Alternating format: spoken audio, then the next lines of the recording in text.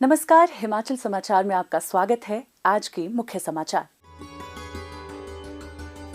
हिमाचल प्रदेश मंत्रिमंडल के निर्णय।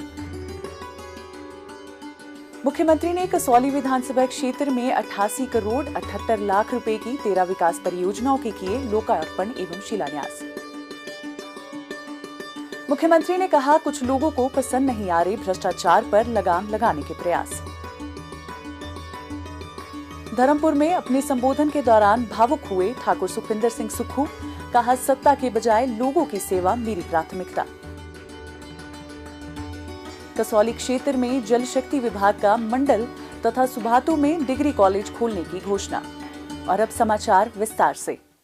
मुख्यमंत्री ठाकुर सुखविंदर सिंह सुक्खू की अध्यक्षता में वीरवार को शिमला में आयोजित प्रदेश मंत्रिमंडल की बैठक में ग्राम पंचायतों एवं नगर निकायों की वित्तीय स्थिति की समीक्षा और प्रदेश सरकार को इस संदर्भ में संस्तुति प्रदान करने के दृष्टिगत 7वें राज्य वित्त आयोग के गठन का निर्णय लिया गया। बैठक में हिमाचल प्रदेश भवन एवं अन्य निर्माण कामगार कल्याण बोर्ड के तहत पंजीकृत 1.5 लाख श्रमिकों, आशा वर्कर, आंगनवाड़ी वर्कर एवं हेल्पर को आयुष्मान भारत योजना के अंतर्गत लाने का निर्णय लिया गया। मंत्रिमंडल ने हिमाचल प्रदेश औद्योगिक निवेश नीति 2019 के तहत और मदों को शामिल करने का निर्णय लिया, ताकि सूचना प्रौद्योगिकी, आयुष, स्वास्थ्य, पर्यटन और शिक्षा इत्यादि विभिन्न सेवा क्षेत्रों में और अधिक निवेश आकर्षित किया जा सके। मंत्रिमंडल ने श्रीनिवास रामानुजन डिजिटल डिवाइस योजना के अंतर्गत मेधावी विद्यार्थियों को 25,000 रुपए तक की राशि प्रत्यक्ष लाभ हस्तांतरण पद्धति अपनाने को अपनी स्वीकृति प्रदान की।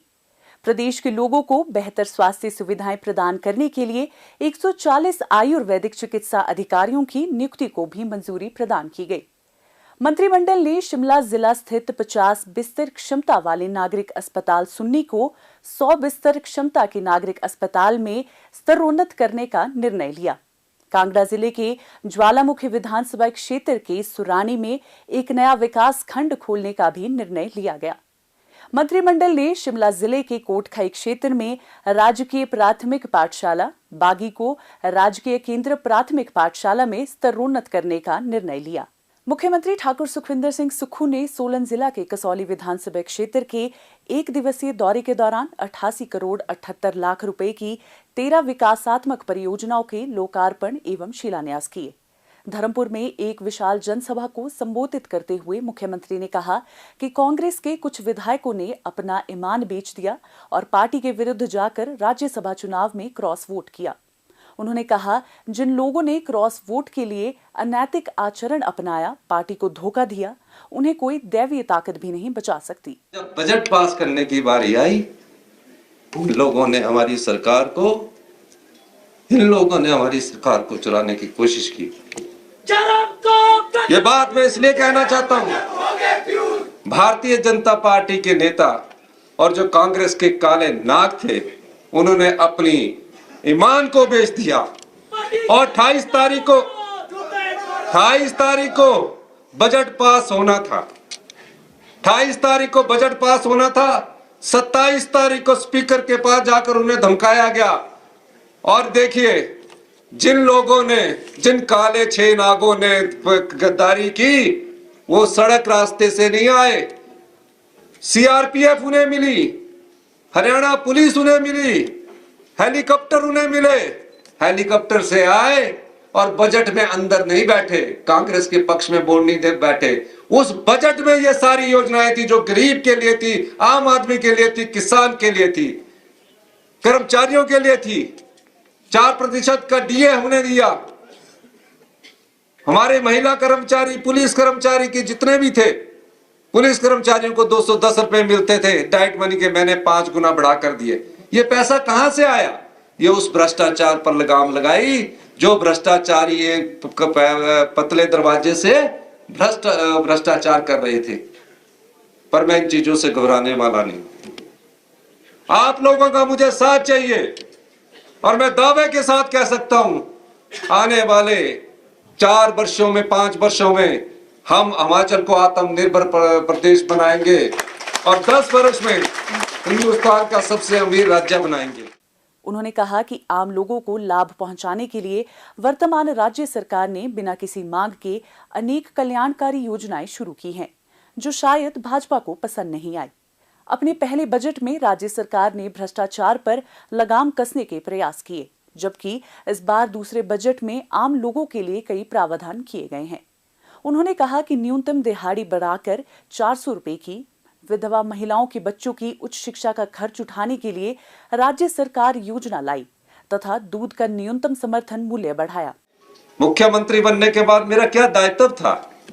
मुख्यमंत्री बनने के बाद मेरा एक ही दायित्व बनता था कि समाज के अंतिम व्यक्ति तक, गांव के किसान तक, आम परिवार के बच्चों तक हम अपनी सरकार की पहुंच पहुंचाए।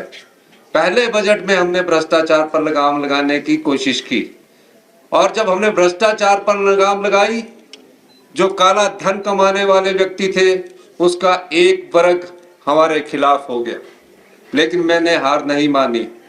उसके बाद आपदा में हमें वर्ल्ड बैंक ने भी प्रशंसा की, हमारे पूर्व मुख्यमंत्री शांता कुमार ने भी प्रशंसा की, नीति आयोग ने भी प्रशंसा की हमारे कार्य की। और जब हम भ्रष्टाचार पर लगाम लगा रहे थे, वो कुछ भ्रष्टाचारियों को पसंद नहीं आया, लेकिन हम हिम्मत हारने वाले नहीं थे। और जब हमने बजट रखा इस साल का, और उस बजट में जो हमने भ्रष्टाचार पर लगाम लगाकर जो धन कमाया था, जब मैं जनता को बांटने के लिए उस बजट में योजनाएं लेकर आया, तो भारतीय जनता पार्टी को वो पसंद नहीं आया। क्या कभी किसी ने सोचा था कि गांव में रहने वाला किसान जो मनरेगा की मजदूरी करता है, उसकी दिहाड़ी बढ़ाकर 300 रुपया कर दी जाएगी? एक ही बार में 60 रुपया हमने बढ़ाए 1 अप्रैल 2024 से। मैंने पिछली कैबिनेट में, अभी कल के दिन कैबिनेट हुई, 1 अप्रैल 2024 से मैंने उसको लागू कर दिया। क्या किसी ने सोचा था कि जो अनाथ बच्चे थे, जो अपनी माता को खो चुके थे, जो अपने पिता को खो चुके थे, उन बच्चों की भी कोई सुध लेगा? हमने उन सभी अनाथ बच्चों को, जिनकी माता नहीं है, पिता ने गोद लिया, आज वो अनाथ बच्चे स्वाभिमान की जिंदगी जी रहे हैं। ये सरकार की हमारी नीयत थी। क्या किसी ने सोचा था?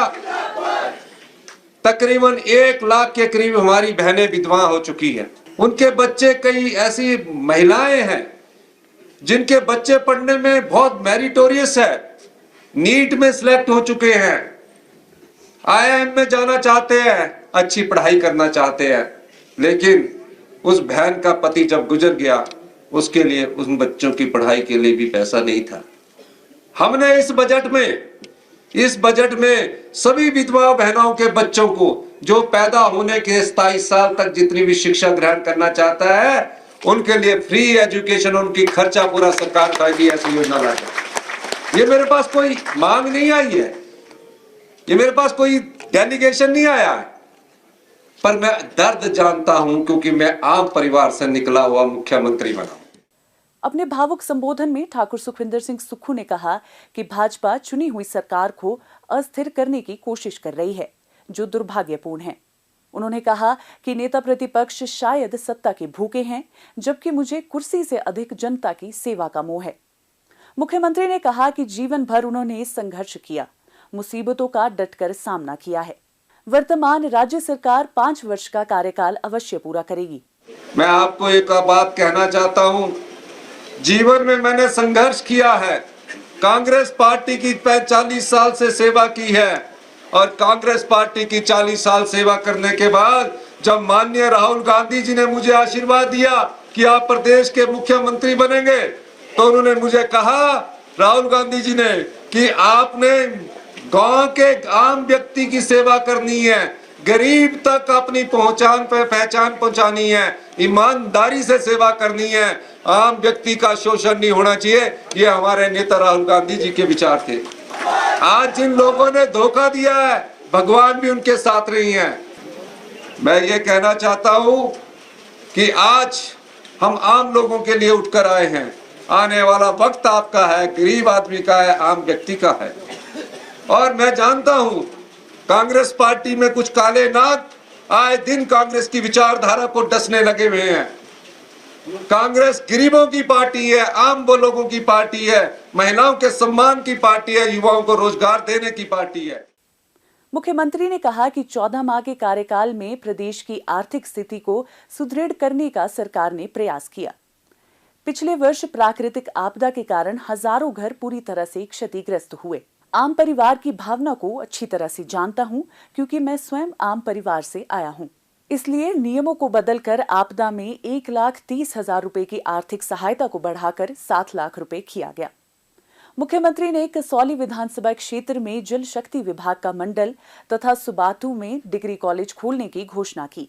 उन्होंने कहा कि जहां विधायक जमीन उपलब्ध करवाएंगे, वहां खेल का मैदान बनाया जाएगा तथा इसके लिए समुचित धन उपलब्ध करवाया जाएगा।